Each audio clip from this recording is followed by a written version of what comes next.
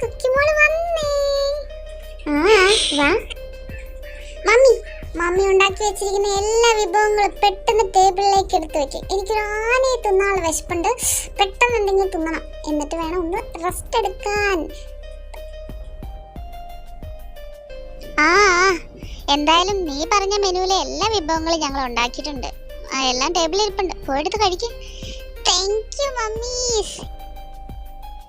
എടി ആ ബാഗൊക്കെ ഒന്ന് ഊരി വെച്ച് തിന്നാൻ തുടങ്ങടി. ആയിക്കോട്ടെ മാതാജി.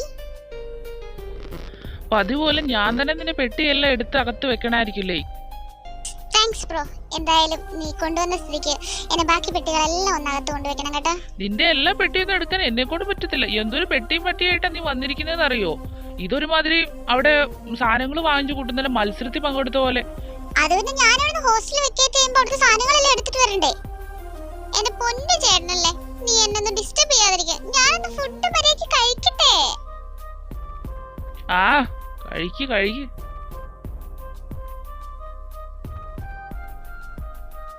കുക്കിമോളെ ഫുഡൊക്കെ എങ്ങനെ ഇഷ്ടമായോ? ഒന്നും പറയാനില്ല, അടിപൊളിയായിട്ടുണ്ട്.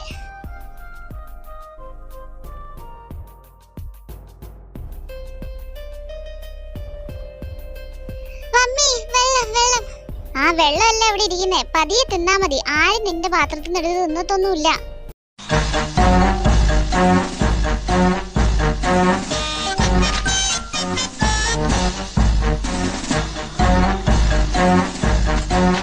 എന്റെ അമ്മേ, ഇവളിത് എന്ത് തീറ്റിയത്? ബാംഗ്ലൂരിൽ നിന്ന് വയറ് വാടകയ്ക്കെടുത്ത് വന്നിരിക്കുവാണോ ഇവള്?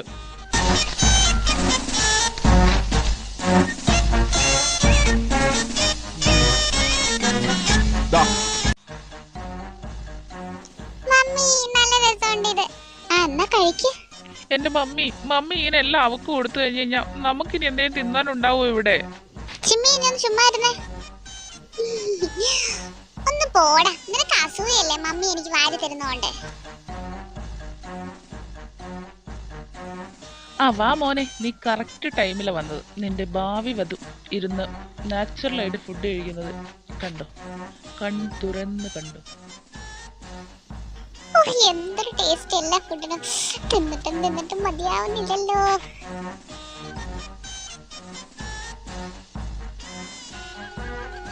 നല്ല പരിചിതമായ ശബ്ദം.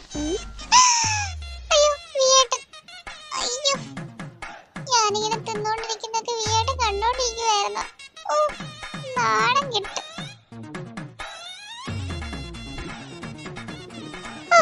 തിന്നാനുള്ള ഫ്ലോ അങ്ങ് പോയി. എന്തൊക്കെ എണീച്ചാ, നിനക്ക് മതിയായോ? വയറ് നിറഞ്ഞു എന്റെ. ഇനി ഞാൻ പോയിട്ട് നന്നായിട്ടൊന്ന് ഉറങ്ങട്ടെ.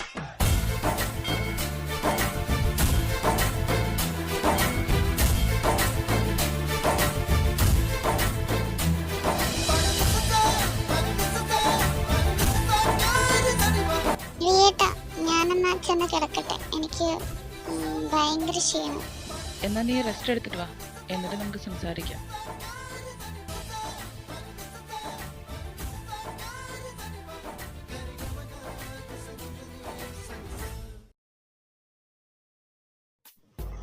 എല്ലാരും ഇവിടെ ഇരിപ്പുണ്ടല്ലോ. എന്താ മമ്മി, എന്തിനാ എന്നെ ഇങ്ങോട്ട് വിളിപ്പിച്ച?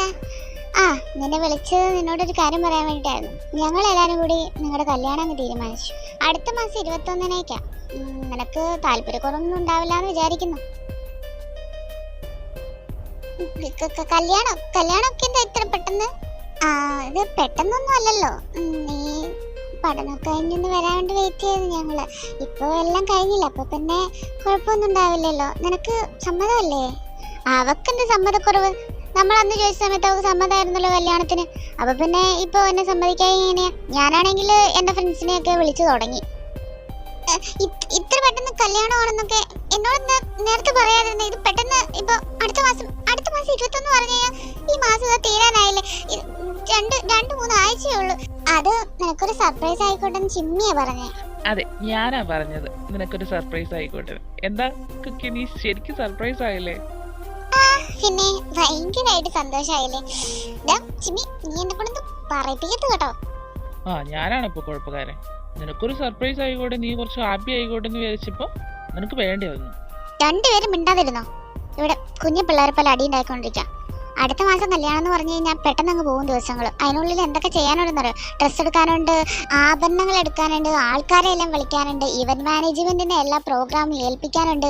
പിന്നെ ഇതൊക്കെ ചെയ്ത് തീർക്കുന്നതിന് പകരം ഇവിടെ കിടന്നിട്ടും കുഞ്ഞു പിള്ളേരെ പോലെ അടി ഉണ്ടാക്കിയിട്ടുണ്ട്. എന്റെ സ്വഭാവം മാറും. അത് മമ്മി പറഞ്ഞത് വളരെ ശരിയാണ്. ഞാൻ ഇവന്റ് മാനേജ്മെന്റുകാരെ ഒന്ന് ഏർപ്പാടാക്കാൻ നോക്കാം. എടാ നീ ഒന്ന് വാ, നമുക്ക് പോവാം. ഞാനും വരുവാ. എന്നാ നിങ്ങളത് ഏർപ്പാടാക്ക.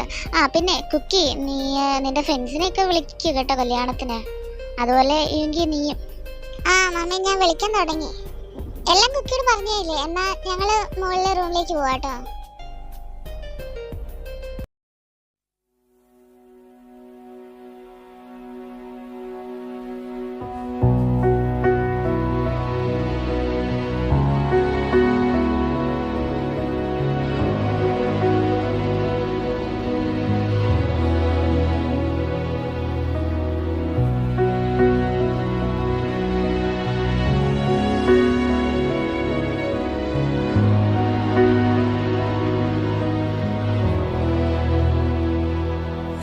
Every day with you is magic. Every kiss is better than the last. It's a home I've never known, a place I know will last. For a lifetime of I love yous, two hearts, one beat. You whisper to me, be mine. For a lifetime, it's the little things that make our hearts meet. It's like I can hardly breathe when you say my name. I know we've waited and we've prayed, and here we are for a lifetime.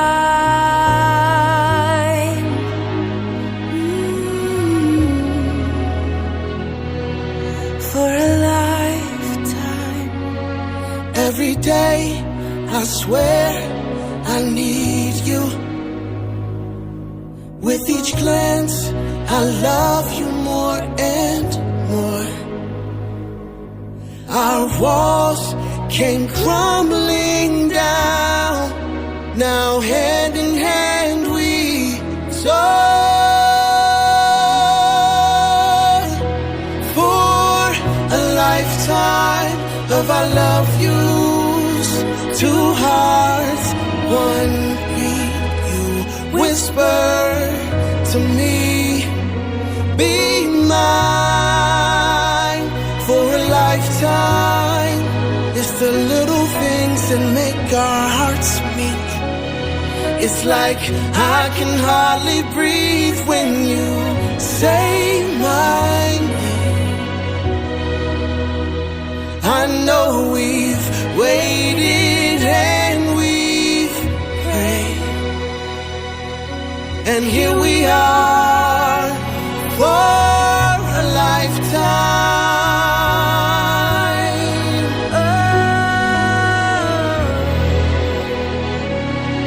Forever and ever for a lifetime.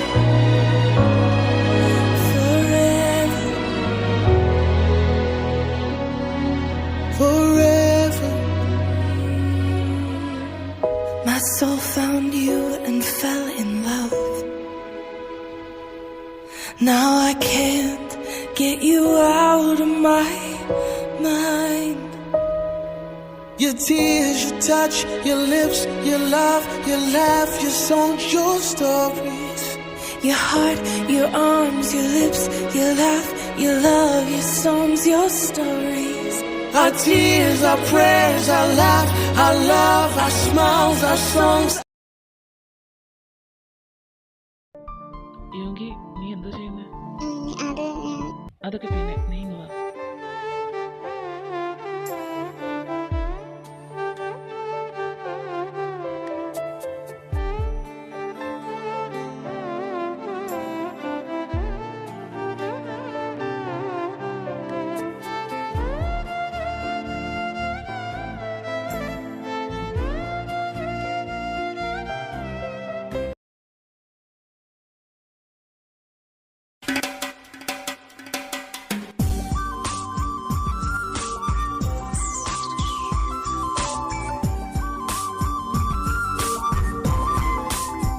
ആഹാ, അപ്പളേക്ക് ഉറങ്ങിയോ?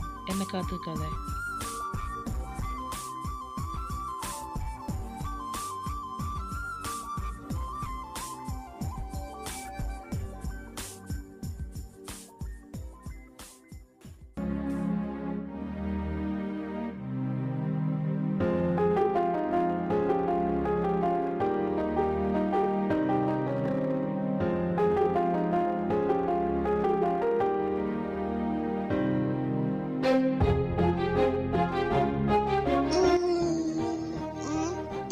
ഇതെന്താ?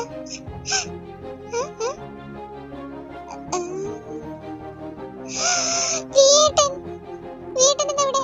ഓ ആ, ഞങ്ങളുടെ കല്യാണം ഇന്നലെ കഴിഞ്ഞല്ലോ അല്ലേ? വീട്ടൻ.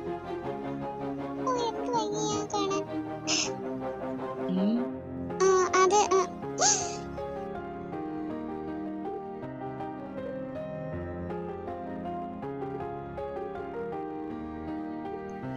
Morning kiss. ഓ ഈ ഏട്ടൻ എന്ത് റൊമാൻറ്റിക്കാ.